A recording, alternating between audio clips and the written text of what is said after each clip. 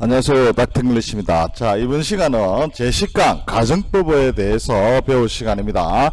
우리는 지금까지 명사절, 형용사절, 부사절, 명부 절에 대해서도 다 배웠고요. 그 다음에 문장 속에 있는 대세 정체까지 다 파악할 수 있는 실력을 갖추었습니다. 이제는 영어 문법을 거의 다 배운 거고요. 큰 골격은 다 세워준 겁니다. 그 골격 사이에 자그마한 구멍들이 있는데 그 구멍들만 이제 메운다면 여러분의 영어 문법은 완성되는 것입니다. 그 구멍 중에서 가장 큰 것이 가정법인데요. 오늘부터는 이제 가정법을 정복하도록 하겠습니다. 우리가 대개 문법책을 한번 여러분들 일반적으로 보면 가정법이 최고 어렵다고 해서 책의 마지막 부분에 있습니다. 하지만요, 가정법은 절대 어렵지 않습니다. 그리고 원리만 알면 제일 쉬운 것이, 제일로 쉬운 것이 가정법입니다. 왜 가정법이 쉬운지 여러분들이 가정법을 도사가 되는 것을 이 강의를 끝나고 나면 알게 될 것인데요. 자, 이 가정법을 공부하기 전에 우리 다시 한번 부사절 개념 다시 한번 잡아봅시다. 부사절은요, 내가 주절이 아니고 부사절이에요 하면서 나는 부사절임 하면서 부사절을 이끄는 접속사로 시작된다고 했습니다. 그죠? 그래서 그 접속사의 종류에 따라서 시간, 원의, 양보, 양태, 조건 뭐 이렇게 된다고 했는데 그 부사절을 이끄는 접속사 중에서 조건의 접속사 if로 시작하면 나는 부사절인데 조건의 부사절을 이끄는 부사절임 이렇게 알려주는 거죠. 그래서 조건의 접속사 if로 시작한 부사절, 조건의 부사절을 우리가 if 가정법이라고 합니다. 자, 그래서 우리가 이제 부사절에서 배운 것처럼 if it rains tomorrow, I will stay at home 이렇게 되는데 이렇게 if로 시작하는 조건의 부사절을 이끄는 접속사가 있고요. 그 다음에 콤마가 있고 그 다음에 주절이 따당 하면서 나오는 거죠. 그죠? 그래서 이 조건의 부사절을 뭐라고 하느냐 하면 가정법이라고 이야기를 합니다. 이해되셨죠? 우리가 같이 알아야 될 게 부사절에서 알아야 될 것이 조시조심도 중요하다고 했습니다. 그죠? 주절은 will stay 미래가 와 있지만은 조건과 시간의 부사절에서는 현재 시제가 미래를 대신하기 때문에 if it rains tomorrow 하는 것도 여러분들 눈여겨보기 바랍니다. 자, 이처럼요, 큰 개념을 잘 잡으세요. 가정법이라는 것은, 가정절이라는 것은 부사절의 일부이고요. 그러면 이 가정법이라는 걸 어떻게 사용하느냐? 자, 가정이라는 것은요, 내가 뭐를 이루지 못한 것 또는 이루고 싶은 것을 이렇게 상상해서 안타까워 상상하는 거겠죠. 그죠? 이 상상하는 방법이 상상을 표현하는 방법이 가정인데요. 가정입니다. 그래서 뭐 이루어진 것을 상상할 사람 없겠죠. 그거는 뭐 아주 또라이죠. 이루어진 것을 왜 상상해요? 내가 내가 의사인데 의사를 상상할 수는 없잖아요. 그죠? 이처럼 이루어지지 못한 것을 표현하는 것이 가정법인데, 자, 상상은 자유입니다. 그죠? 과거도 상상할 수 있고 현재도 내가 이루어진 거, 과거에 이루지 못한 것 상상할 수도 있고 현재 이루지 못한 것도 상상할 수 있고 미래에 내가 어떤 걸 하고 싶은 것도 상상할 수가 있겠죠. 이렇다 보니까 상상이 자유이다 보니까 상상의 표현 방법도 더불어 같이 많아지게 될 것입니다.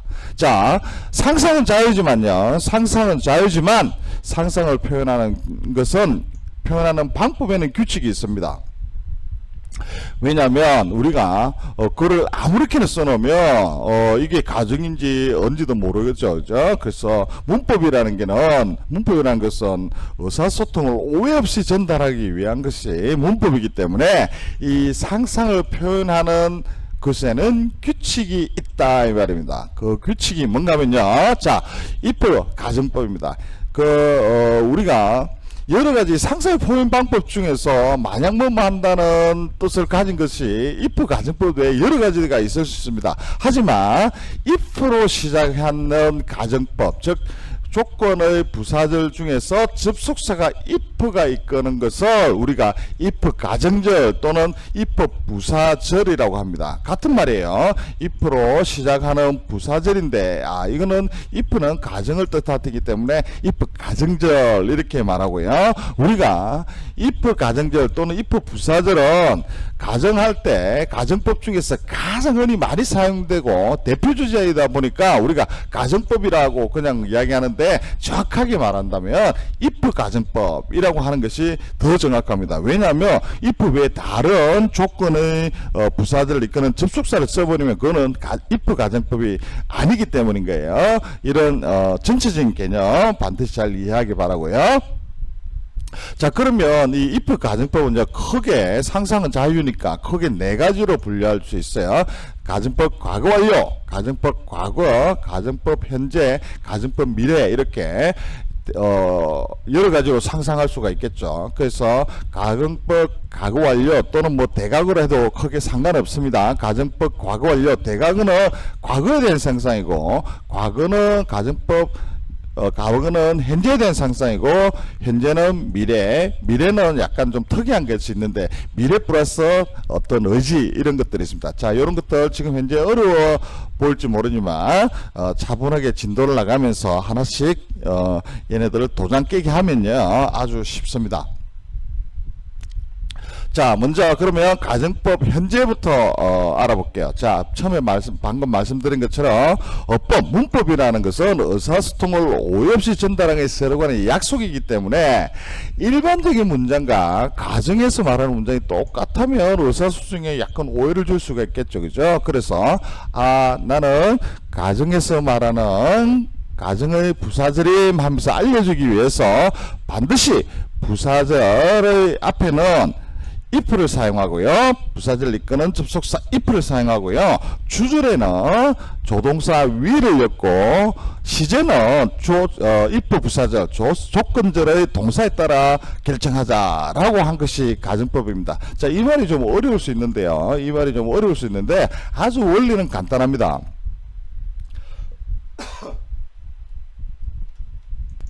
왜 원리가 간단하다 하면요, if 부사절이기 때문에 if를 사용하는 것은 당연할 것입니다. 그죠? 부사절에는 부사절 이끄는 접속사가 있어야 되기 때문에 조건을 뜻하는 가정을 뜻하는 if를 써야 될 것은 당연할 거고요. 자, 주절에 가면 우리가 어떤 가정을 냈으면 내가 어떤 의지를 나타내야 될 거 아니에요. 그죠? 의지를 나타내려고 하면 어떻게 합니까? 조동사가 필요할 거죠. 그죠? will이나 can 같은 shall 같은 거 이렇게 어떤 본인의 의지를 표현해야 되기 때문에 반드시 주절에는 조동사가 와야 됩니다. 이것이 가정법의 큰 원칙이에요. 그래서 주절에는 반드시 의지를 표현하는 내가 조건을 말하고 부사절을 말하고 나서 그 다음에 의지를 표현하는 주절에는 주절의 조동사가 있다 이렇게 하고요. 그리고 세 번째로는 그 다음에 동사는요 시제는 동사가 결정한다고 했으니까 반드시 조건절의 동사를 가지고 시제를 결정하자 한 것이 if 가정절입니다. 자, 그래서 그러면 이제 가정법 현재에 대해서 한번 알아볼게요. 가정법 현재 표현은요, 자, 조건절과 주절로 크게 나눠져 있고 콤마도 있어야 될 겁니다. 그죠? 자, 그러면 조건절에는 반드시 if가 있어야 되겠죠. 그죠?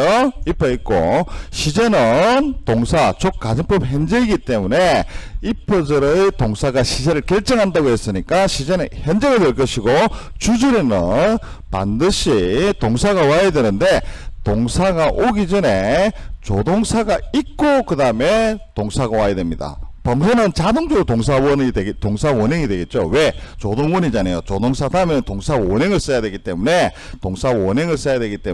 조동사 will, shall, can, may가 있고 그 다음에 동사 원형이 오게 됩니다.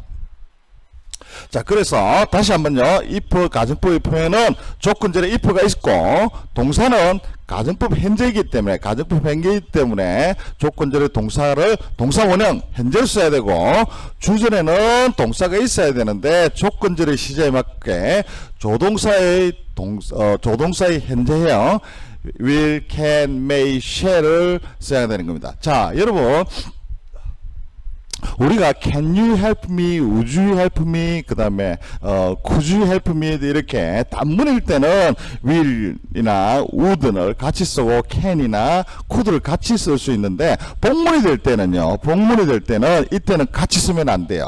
앞에 주절이 현재이면 조건절도 종속절도 같이 현재가 되고 주절이 과거이면 조건절도 과거가 됩니다. 이처럼 무조건 알아야 될 게 뭐냐면 can이나 could 같은 거, will이나 would가 같이 쓸 수 있긴 한데 단문일 때는 can you help me, could you help me 처럼 다 할 수 있지만 복문일 경우에는 동사가 현재이면 조동사도 반드시 현재인 will, shall, can, may가 돼야 되고 동사가 과거이면 조동사도 would, could, should, could, might 이렇게 반드시 조동사의 과거형이 와야 된다 이 말이에요. 이때는 같이 쓰면 안 되는 거예요. 자, 이런 거 원칙 알고요. 계속 반복할 때니까요. 조금 헷갈리더라도 계속 진도를 나가면 됩니다. 자, 그러면 이제 가정법 표현 예문 한번 볼게요. If she wants the blue, I will give it to her. 이렇게 해서 삼형식이 됐네요. 그죠? 자, 그러면 if 조건절에 if가 있고요. 그 다음에 동사, if절에 동사가 want로 현재이고, 그 다음에 주절에 가면 조동사가 있고, 조동사의 현재인 will이 있죠. 그죠? 이처럼, 가정법 현재의 표현을 잘 지키고 있다, 이 말입니다. 그리고 동사 원형일 때 3단현이기 때문에요. 3단현이기 때문에 조동사의, 동사의 현재형이 3단현 해서 want가 되어 있는 거 확인하기 바라고요. 자, 그 다음에 다른 내용들 또 볼게요. If he comes, I will go there with him. 자, 이처럼 가정법 현재 표현 잘 지키고 있죠. If it rains tomorrow, I will stay at home. 이렇게 잘 조동사의 현재형의 원칙을 잘 지키고 있습니다. 지금 제가 이렇게 쉽게 설명을 하니까 쉽게 보이지만 나중에 가면 가정법 현재 과거 대과거 막 이렇게 다 배우고 나면 굉장히 헷갈리게 해야 됩니다. 그래서 여러분들은 어떻게 외우고 암기를 하고 이렇게 분류를 해 놓아야 되는가 하면 현재는 현재들끼리 끼리끼리 나오는구나 이렇게 생각을 해야 돼요. 그래서 이것을 제가 가정법의 끼리끼리 원칙이라 이렇게 이름을 지어놨어요. 이해되셨죠? 그래서 이렇게 현재가 나오면 뒤에는 반드시 조동사의 현재이 나오구나 이렇게 생각을 하면 되고 이렇게 끼리끼리 나오는구나 생각하면 되고요. 그리고 해석은 어떻게 하는가 하면 우리가 조건의 부사절 조시 조심에서도 이미 배웠습니다. 조건과 시간의 부사절은 내용이 미래일지라도 현재가 미래를 대신한다 이렇게 했죠. 그죠? 그래서 if she wants the book, 자, 지금 she wants the book 하면 내가 그 책을 원한다로 현재가 되지만 if가 붙어서 조건절이 되어버리면 가정절이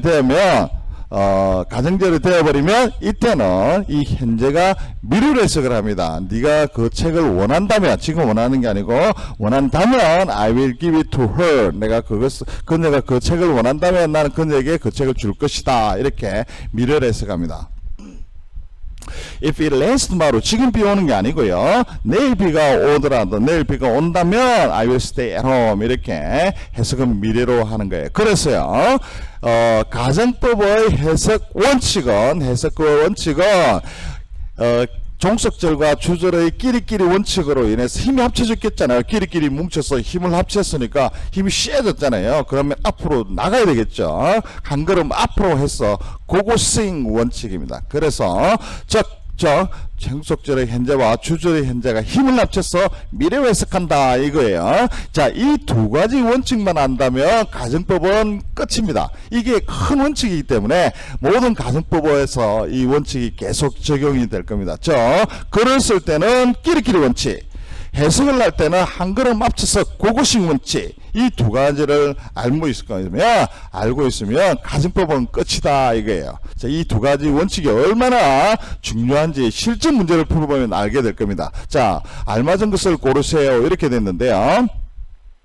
옛날에는 이런 문제 보고 막 해석하고 이렇게 해서 굉장히 힘들었습니다. 하지만 그것이 끼리끼리 원칙만 알면 아주 쉽게 답을 찾을 수가 있습니다. 자, if라는 가정절이 있는 것을 확인하고요. 그 다음에 뒤에 조동사의 현재인 will이니까 무조건 앞에는 현재니까 miss 찾으면 되고요.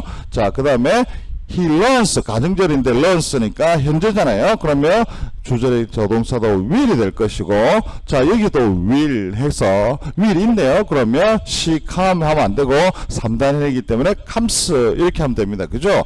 답은 뭐 한 1초 만에 다 찾을 수가 있습니다. 해석은요, 가정법 현재이기 때문에 현재와 힘을 합쳐서 미래로 고고싱 원칙입니다. 내가 그 차를 놓친다면, 내가 놓친 게 아니고 놓친다면 나는 늦을 것이다. 이렇게 미래를 해석하고요.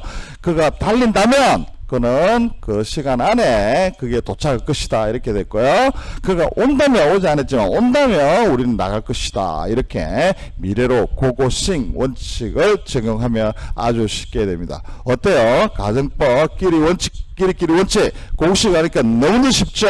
자, 이 원칙이 가정법 과거, 대과거 이런 식으로 전부 가정법에서는 모든 것이 적용이 됩니다. 반드시 이해하기 바라고요. 그 다음에 가정법 과거를 배우러 가겠습니다.